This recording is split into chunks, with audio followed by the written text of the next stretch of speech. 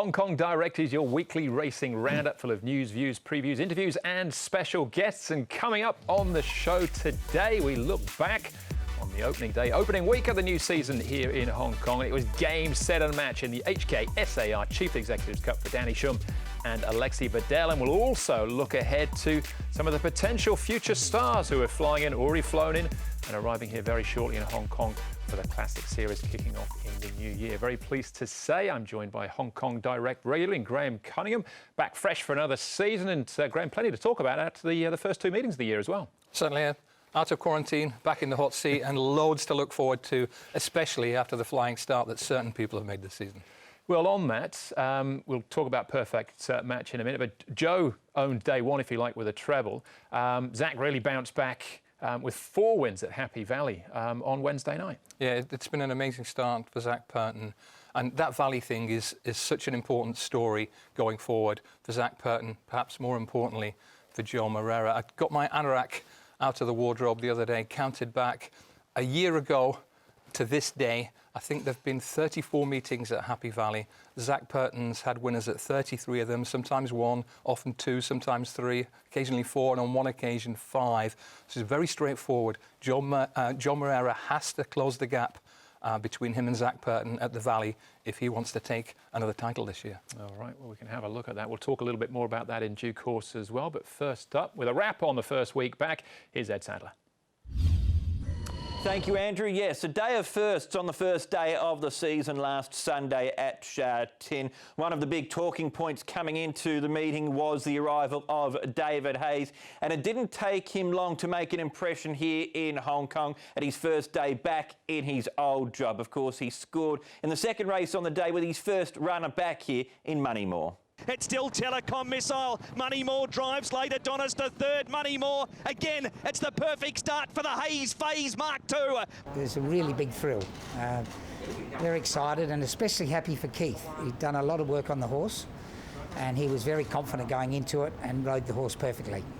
Hayes' winning run continued later on in the day when Metro Warrior saluted, so bringing up a double on the day for David Hayes as his first day back in his old job. Another trainer who celebrated a double was John Sires, which is a bit unusual for the first meeting back for the season. It was the first time that he'd won on the opening day since 2011. Sires generally gets stronger as the season gets longer. For the 11-time champion trainer, one of his highlights on the day came here with Excellent Proposal, a horse who was having just his second start in Hong Kong. We knew that he had the talent. He performed well at his first run here in Hong Kong after arriving as a horse who had raced in Australia. He trialled well over the pre-season period. It was heart and mouth sort of stuff. As you could see, his rider Joe Moreira was scrambling to find a gap. Once he got out with less than 200 metres left to go, he really powered to the line. This is a horse who's got a lot of potential and could be a potential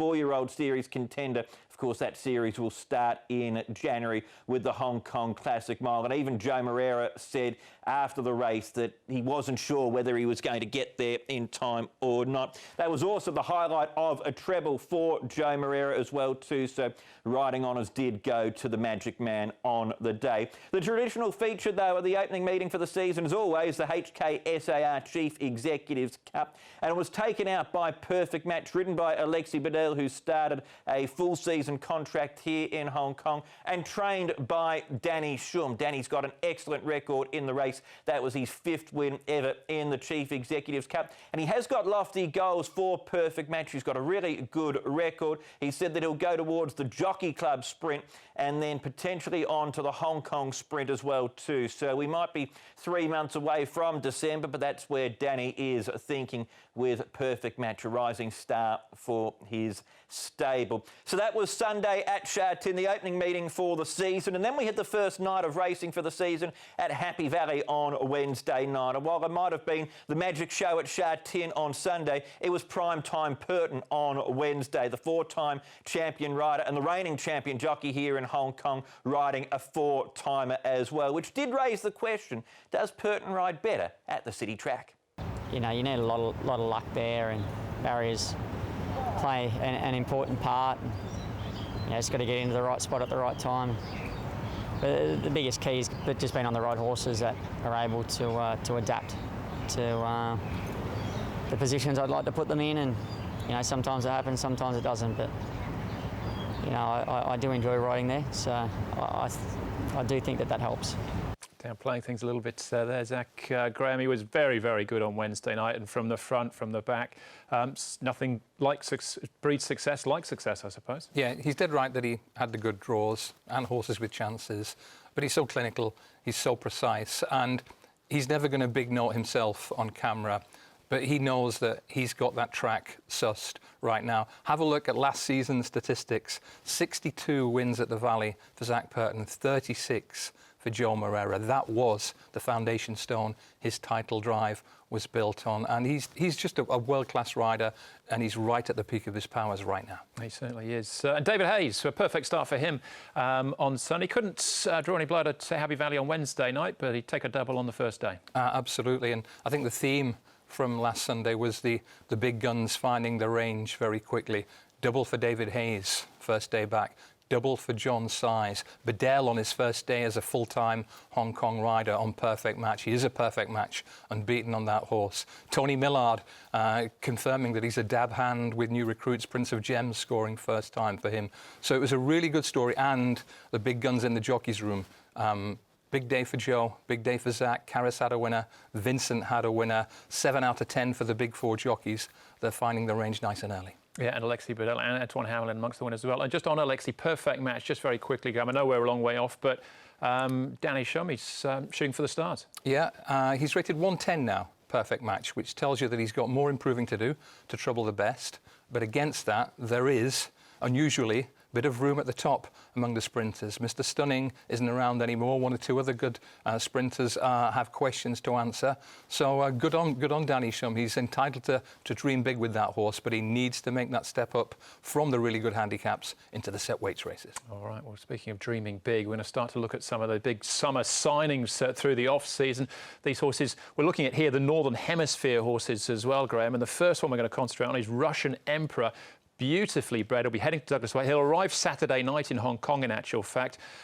Big rating, pretty big reputation out of the Ballydoyle yard. Yeah, this is a list of horses who already have high-class form in the book, and we know it can go either way in Hong Kong, but this is a superbly bred horse by Galileo out of the late Atlantic Jewel, and when he went to Royal Ascot, he looked a high-quality horse. In the Hampton Court Stakes, remember, this is the race that gave us Exultant, this is the race that gave us Derby Winner Collection. Keep an eye on that horse in the white as well, more on him in a moment, Berlin Tango, but on the white outside and looking a very, very strong stare. He took a while to wind up Russian Emperor. Horse in the middle, in the Queen's colours, is a high-quality prospect, first defender, I think his name is. Takes him a while, but Russian Emperor gradually subdues those two. But the question is he quick enough for the 1,1600 races, or is he, as he looked that day, a real stare? Yeah, and he went on to Epsom after that for the Derby itself, went off a single-figure price, obviously fancied. We could talk about the Derby for a long time as to how that played out. But what does Douglas White have to do? Because there's a long list of horses that have left over Aidan O'Brien's. Just concentrating on the ones that came here to Hong Kong, not really that many of them have gone on to achieve greatness. It's always too hard to improve horses who come from high-quality trainers. That doesn't stop people trying. There have been more than 50 Aidan O'Brien horses who've been transferred to race in Hong Kong. Let's say it's a mixed rate of success, but it's great for Douglas White to get a horse like this. Only had 5 runs, I think. High-quality prospect. Fascinated to hear what Douglas thinks of his prospects. Well, perfectly timed in actual fact, because Douglas is not in Douglas's yard just yet, but he will be very shortly. We caught up with Douglas all the same at Trackwork to get his thoughts. Well, being a winner at Royal Ascot, any horse that can win at Royal Ascot looks an individual with potential. He looks to have the goods. He's a lovely individual from the pictures that I've seen and obviously from the race videos. There's a lot of him, and his racing manners look impeccable. You know, he seems to have a nice turn of foot. He seems to relax behind, but he's still got to, you know, bring that to Hong Kong and do everything right. But he's a lovely horse to be part of the team. The obvious question, has he been bought with the Derby in mind? I think that was the owner's intention, yes. He looks like he's a stayer. He'll get the distance, he'll get the trip. And as I indicated earlier, his racing manners indicate that the 2000 will be no problem for him. All right, so that is Russian Emperor. So they've got an exciting road ahead of them with him. But Berlin Tango, we saw him in action there as well, Graham, in that white jacket. Really interesting horse, this one, I think. Now going to Tony Cruz. He's got form around a horse called Pile Driver in the UK as well, who was also a winner at Royal Ascot and then went on to win the Voltigeur at York. Yeah, spot on about Pile Driver. He wasn't good enough to beat Berlin Tango early in the season, but he's boosted the form and then some since. I like this horse for several reasons. He's thrived on racing. He's experienced. He's got a good pedigree by Dan Silly, sire of Flintshire, Rickfield. Small sample, but pretty good record in Hong Kong. And he's a smooth traveller who tries hard. So I think he's highly likely to adapt to Hong Kong racing with the fast ground and the shorter trips he'll begin over. Of all the horses we're going to look at here, I don't think he'll come with perhaps the highest profile Berlin Tango, but he might be the high achiever. He's going to race in the colours of the Shu family. I assume he'll keep the name of Berlin Tango. They have been chasing a Derby dream for many, many years. It hasn't come off yet, and the Derby's a long way off. But who knows? Berlin Tango could be the one to win a really good race for them this year. And just going off that race with Russian Emperor, I mean, he was in front with a furlong to run. He's just been worn down, basically, in the closing stages. So a sharper, flatter track like Sharton and maybe quicker ground as well, those could all play to his advantages. Yeah, I like the way he goes about it. He jumps into the bridle pretty keenly, doesn't have any trouble going to pace against good horses. Interesting to see how he adapts. You never can be quite sure, but I have high hopes for this horse.